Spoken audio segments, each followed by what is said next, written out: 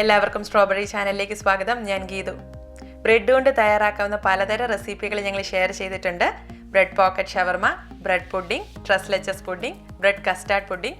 അപ്പോൾ ഇവയിലൊക്കെ നമ്മൾ ബ്രെഡിൻ്റെ ആ പുറന്തൊലി കട്ട് ചെയ്ത് മാറ്റിയതിന് ശേഷമാണ് റെസിപ്പിയിലേക്ക് എടുക്കുന്നത്.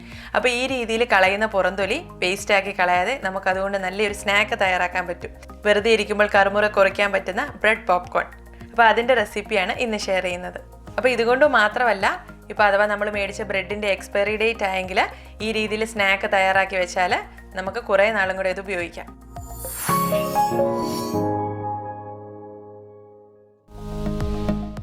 ഞാനിത് ബ്രെഡ് പുഡിംഗ് തയ്യാറാക്കിയപ്പോൾ മുറിച്ച് മാറ്റിയ ബ്രെഡിൻ്റെ പുറന്തൊലിയാണ്.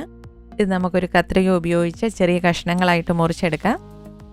അപ്പോൾ പുറന്തൊലി അല്ല ഉപയോഗിക്കുന്നതെങ്കിൽ ഓരോ ബ്രെഡ് സ്ലൈസും 4-5 ആയിട്ട് കട്ട് ചെയ്തിട്ട് ഇതുപോലെ ചെറുതായിട്ടൊന്ന് മുറിച്ചെടുക്കാം.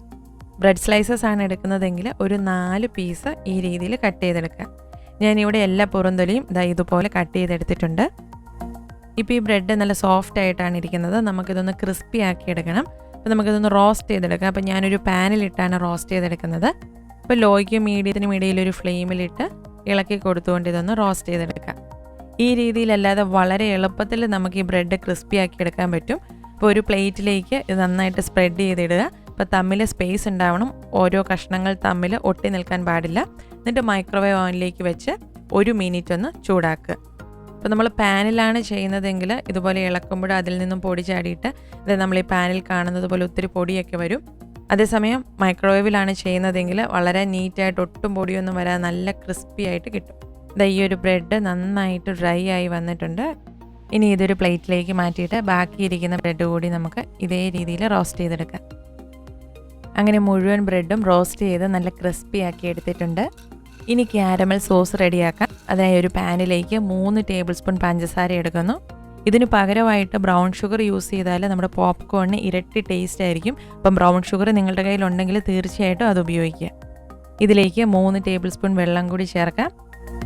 ഇനി ഇതൊന്ന് ഇളക്കി മിക്സ് ചെയ്തിട്ട് ഒരു മീഡിയം ഫ്ലെയിമിലിട്ട് തിളപ്പിക്കാം. ഈ രീതിയിൽ കുറച്ച് സമയം ഒന്ന് തിളയ്ക്കുമ്പോഴേക്കും പഞ്ചസാരയുടെ കളറ് മാറി അത് ക്യാരമലായി തുടങ്ങും. അപ്പോൾ അത്യാവശ്യം ഒന്ന് കളറ് മാറിയാൽ പിന്നെ ഇളക്കി തുടങ്ങാം. അപ്പോൾ നമുക്കതിൻ്റെ കളറ് കറക്റ്റായിട്ട് കാണാൻ പറ്റും. ഒരു ഗോൾഡൻ ബ്രൗൺ കളർ ആകുന്നത് വരെ ക്യാരമലൈസ് ചെയ്യാം.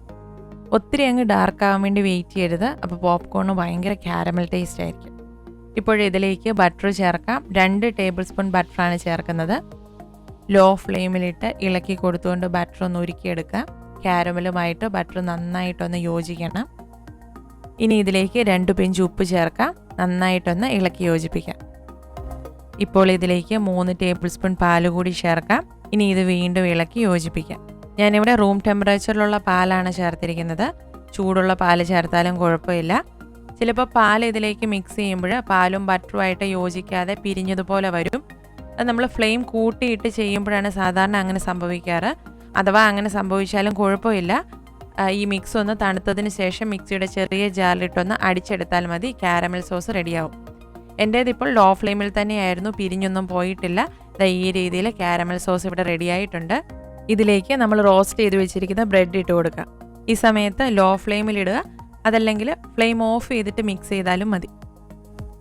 ഞാനിപ്പോൾ തയ്യാറാക്കിയ ഈ ക്യാരമൽ സോസ് നല്ല ഡാർക്കാണ്. അപ്പം നല്ല ക്യാരമൽ ടേസ്റ്റ് ഇഷ്ടമുള്ളവരെ ഇത്രയും ഡാർക്ക് ആക്കാവുള്ളൂ. അല്ലാത്തവർ ഗോൾഡൻ ബ്രൗൺ കളർ ആകുമ്പോൾ തന്നെ ബാക്കി ഇൻഗ്രീഡിയൻസ് ഒക്കെ ചേർത്ത് സോസ് റെഡിയാക്കുക. നന്നായിട്ട് മിക്സ് ചെയ്തെടുത്താൽ പിന്നെ ഇതൊരു പ്ലേറ്റിലേക്ക് മാറ്റി ഡ്രൈ ആവാനായിട്ട് മാറ്റി വയ്ക്കാം. അപ്പം ഓരോ കഷ്ണങ്ങളും തമ്മിലൊട്ടാതെ ഇടയ്ക്കൂടെ സ്പേസ് ഇട്ട് വെക്കണം. അങ്ങനെ നമ്മുടെ ബ്രെഡ് പോപ്കോൺ ഇവിടെ റെഡി ആയിട്ടുണ്ട്. വീഡിയോയിൽ ഞാൻ നല്ല ഡാർക്ക് ക്യാരമൽ സോസ് കൊണ്ടാണ് പോപ്കോൺ തയ്യാറാക്കിയിരിക്കുന്നത്. അതിന് നല്ല ക്യാരമൽ ടേസ്റ്റ് ആണ്. അപ്പോൾ ക്യാരമൽ ടേസ്റ്റ് നന്നായിട്ട് ഇഷ്ടമുള്ളവർക്ക് അത്രയും ഡാർക്കായിട്ട് ചെയ്താൽ ഇഷ്ടപ്പെടത്തുള്ളൂ. ലൈറ്റ് ക്യാരമൽ സിറപ്പ് കൊണ്ട് തയ്യാറാക്കിയ പോപ്കോൺ ആണിത്. അപ്പോൾ കുട്ടികൾക്കൊക്കെ ആണെങ്കിൽ ഈ രീതിയിൽ തയ്യാറാക്കി കൊടുത്താലായിരിക്കും ഇഷ്ടപ്പെടുന്നത്. ഇനി ബ്രൗൺ ഷുഗർ കൊണ്ട് തയ്യാറാക്കിയ പോപ്കോൺ ആണിത്. അപ്പോൾ ഇതിൻ്റെ രണ്ടിൻ്റെയും ടേസ്റ്റ് കമ്പയർ ചെയ്താൽ ബ്രൗൺ ഷുഗർ കൊണ്ടുള്ള പോപ്കോണിനാണ് കൂടുതൽ ടേസ്റ്റ്. അപ്പോൾ നിങ്ങൾ എല്ലാവരും ഇതുപോലെ ബ്രെഡ് പോപ്കോൺ ഒന്ന് തയ്യാറാക്കി നോക്കണം. നിങ്ങളുടെ അഭിപ്രായങ്ങളൊക്കെ കമൻറ്റ് ബോക്സിലൂടെ ഞങ്ങളെ അറിയിക്കണം. വീഡിയോ ഇഷ്ടമായ ലൈക്ക് ചെയ്യാനും മറ്റുള്ളവർക്കൊക്കെ ഒന്ന് ഷെയർ ചെയ്ത് കൊടുക്കാനും മടിക്കരുത്. മറ്റൊരു വീഡിയോയിലൂടെ കാണാം. എല്ലാവർക്കും നന്ദി.